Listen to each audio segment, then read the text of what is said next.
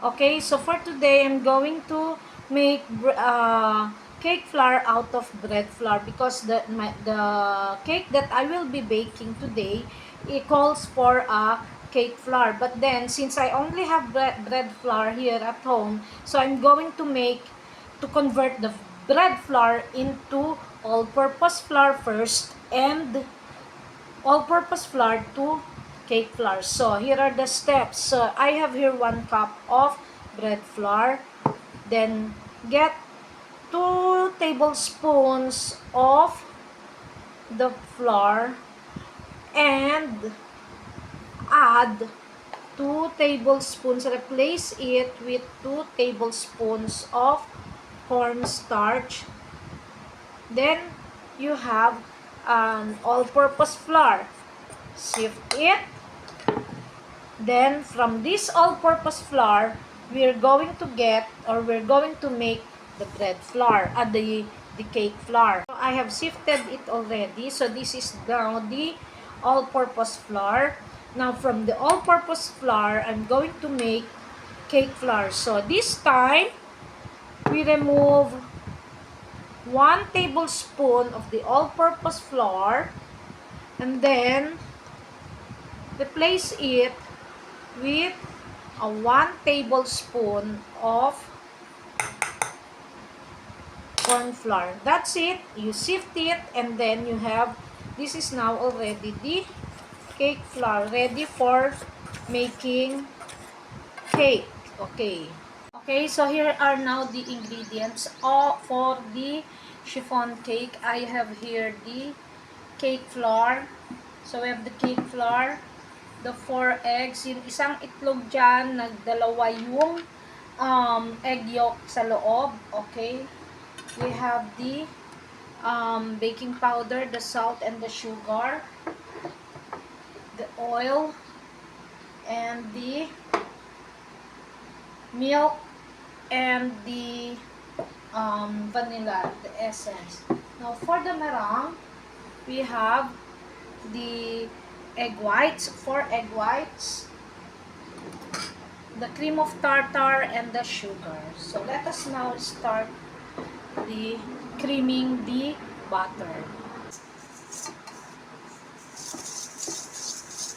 Then let us put now the egg yolks.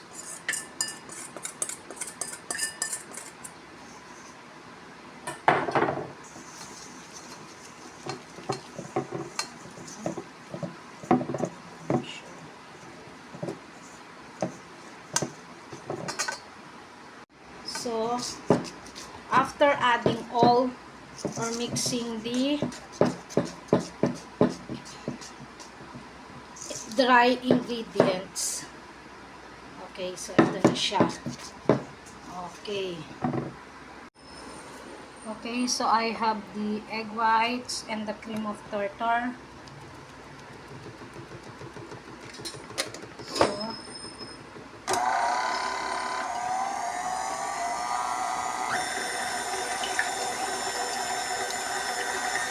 Okay, so there it is.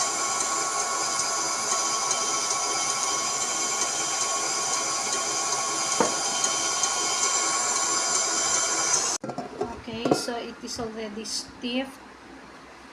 Okay, hindi na siya nalalaglag. Okay. Palo ko na ano ko yung kanina. Yung pangatlo.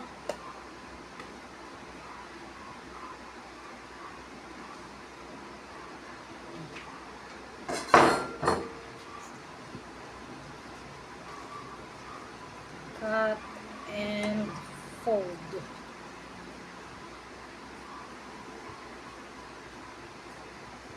That pachamba-chamba recipe. Okay, so this is 3/4 cup of butter softened and mix it first.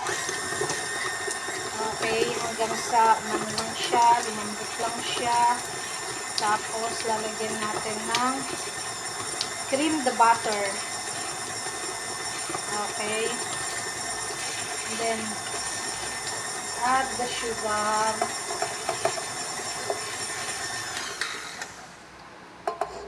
Usually, mga 2 cups ito eh. 2 cups of sugar to eh. Powdered sugar.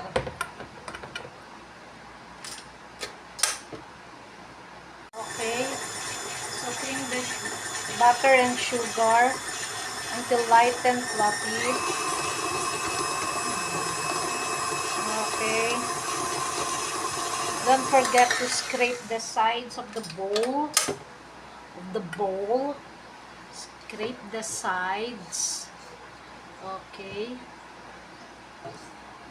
Scrape it. Don't forget to scrape, and then later we will add the all-purpose cream.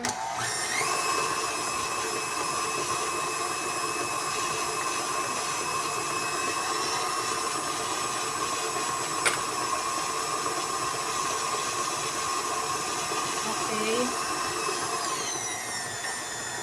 So once it is light and fluffy, let me add the 1 cup of all-purpose cream.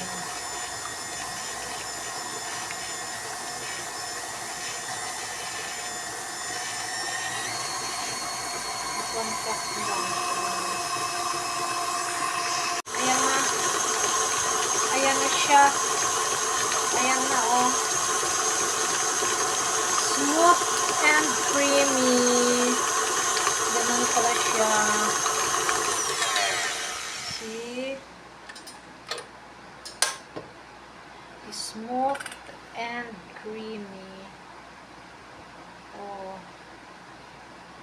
Smooth and creamy. Ewan ko sa iba, basta ako, itong style ko. Pagluluto naman, ay kanya-kanyang estilo. Itong style ko, very smooth. Okay? Okay, so, ito na ulit ako. Ay, naku, ang dami kong fans. Ang fan. Okay. Tapos, maglalagay tayo ng ito. This is the mango. Tanggalin yung cinnamon, hindi yung kasama. Okay, filling. Mango filling. Wow! Sabi nga, if life gives you ripe mangoes, then make a mango cake. Make a dessert out of it. Okay? So, ganyan-ganyan lang. This is how I make my mango cake. Pangkain lang dito sa bahay. Wala lang magawa. Okay, sayang naman ang mango. Okay. Okay, so here is the finished product. My mango chiffon cake.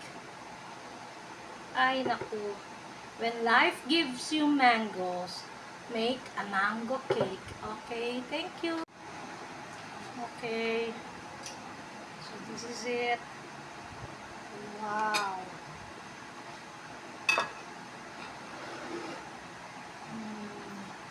Then, I will put